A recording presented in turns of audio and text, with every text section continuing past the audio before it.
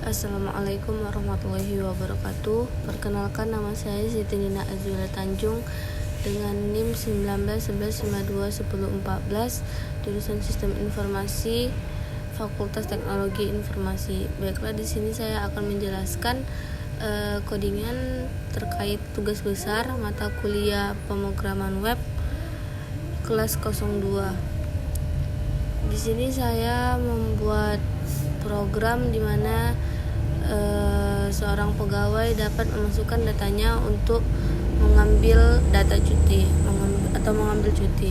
Baiklah, yang pertama di sini terdapat halaman add pegawai, di mana fungsinya di sini untuk memasukkan nama dari pegawai yang akan mengambil cuti.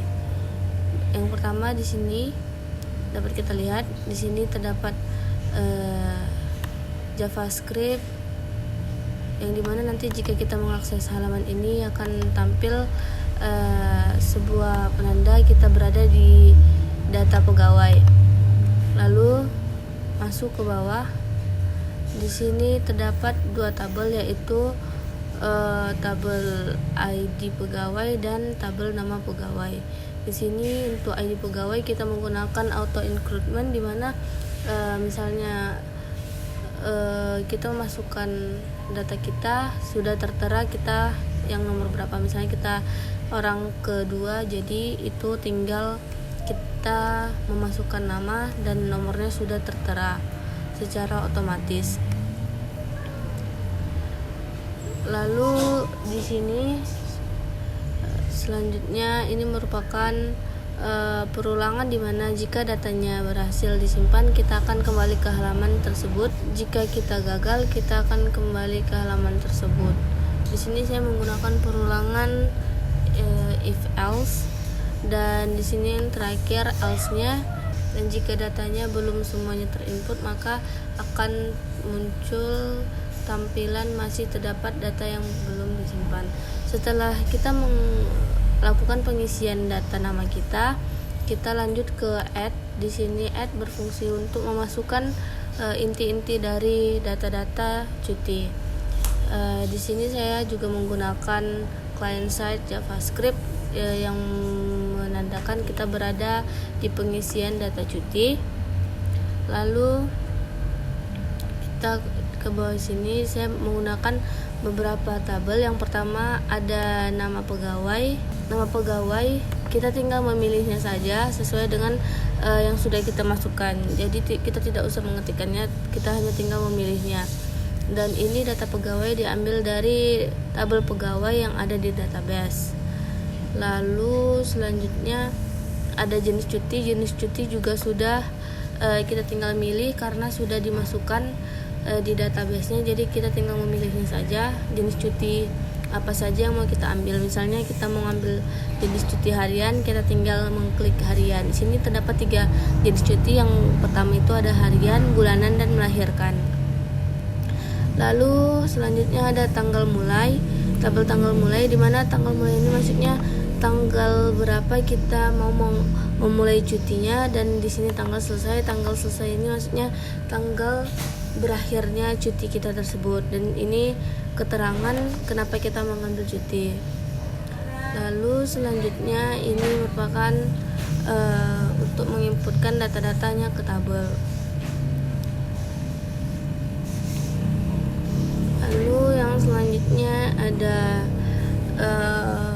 halaman indeks. Setelah kita di halaman data tersebut, kita akan diarahkan ke halaman indeks. Halaman indeks ini termasuk halaman utama, di mana kita melihat siapa-siapa aja yang sudah mengambil cuti.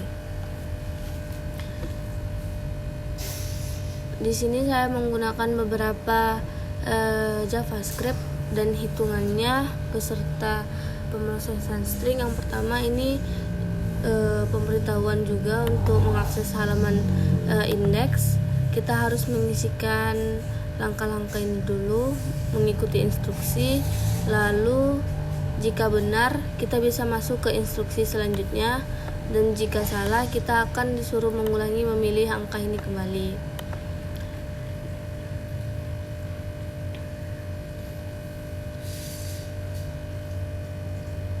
Lalu selanjutnya ini merupakan pembentukan tabel-tabel setelah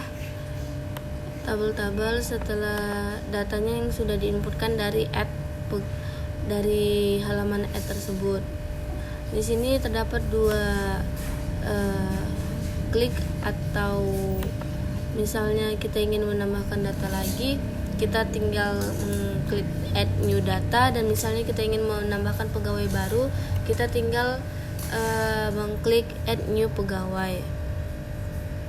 Di sini saya menggunakan fungsi built-in datetime, di mana misalnya kita tahu tanggal berapa dan jam berapa kita mengakses halaman ini atau kita menambahkan data tersebut. Lalu selanjutnya di sini kita ke halaman edit. Di sini ada update, maksudnya edit, dan di sini ada delete. Di sini kita ke halaman edit. Baiklah, selanjutnya kita masuk ke halaman edit. Di sini dia dapat mengedit data tersebut sesuai dengan ID data dari data tersebut. Jadi tidak ada kesalahan data jika kita mengeditnya. Dan di sini yang bisa diedit itu beberapa. Yang pertama itu kode pegawai, jika kita salah memasukkan kode pegawai, lalu kode jenis, dan tanggal mulai, tanggal selesai, dan keterangan. Di sini ID cuti saya menggunakan fungsi hide, jadi dia ID-nya itu nggak kelihatan di tabel yang nanti ditampilkan. Lalu di sini ada tabel, ada halaman delete seperti biasa. Lalu di sini ada koneksi. Di sini saya menggunakan host dari database, yaitu localhost dengan portnya 3306, dan nama dari database tersebut daftar cuti. Baiklah, selanjutnya kita akan melihat database-nya terlebih dahulu sebelum lanjut ke demo programnya. Di sini cuti pegawainya saya sudah memasukkan satu contoh atau satu data. Di sini terdapat kode pegawai, kode jenis, tanggal mulai, tanggal selesai, jumlah hari, keterangan, dan ID cuti. Di sini saya sudah masukkan 5 data berarti. Dan ini dia pegawai-pegawai yang sudah saya masukkan. Data-data pegawai yang sudah saya masukkan. Ada Rahayu, Rita Trisna, dan Rahmat Hidayat STP. Baiklah, di sini mari kita demokan programnya. Pertama kita masuk ke halaman add pegawai terlebih dahulu karena kita akan menambahkan data pegawai. Ini dia berada di data pegawai. Kita udah masuk ke ID pegawai yang keempat. Kita masukkan Jumino, Bapak Jumino, simpan.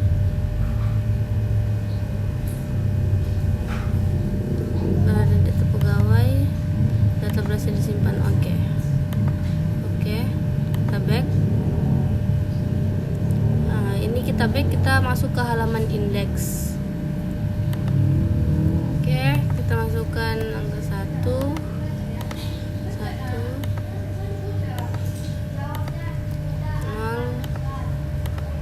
Sini masukkan Nina,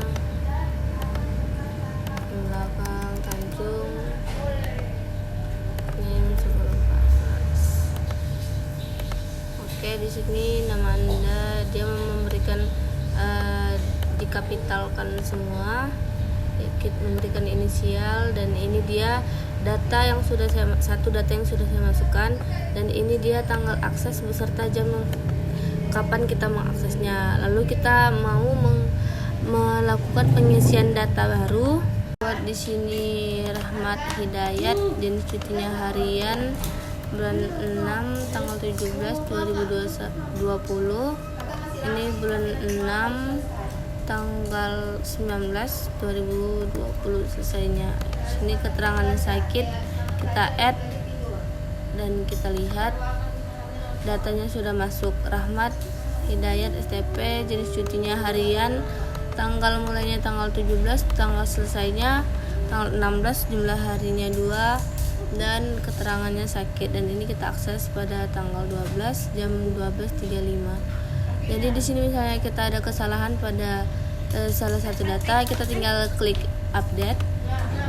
Misalnya di sini dia salah tanggal, kita bisa ganti menjadi misalnya 16 sampai tanggal 16 atau penambahan. Jadi kita tinggal klik edit. Lalu di sini tanggalnya berubah dan jumlah harinya juga berubah. Dan misalnya ini salah datanya, kita tinggal melakukan delete. Dah. Gitu. Baiklah, sekian dari presentasi saya. Jika terdapat kesalahan kata dan kekurangan kata, saya mohon maaf. Saya akhiri dengan wassalamualaikum warahmatullahi wabarakatuh.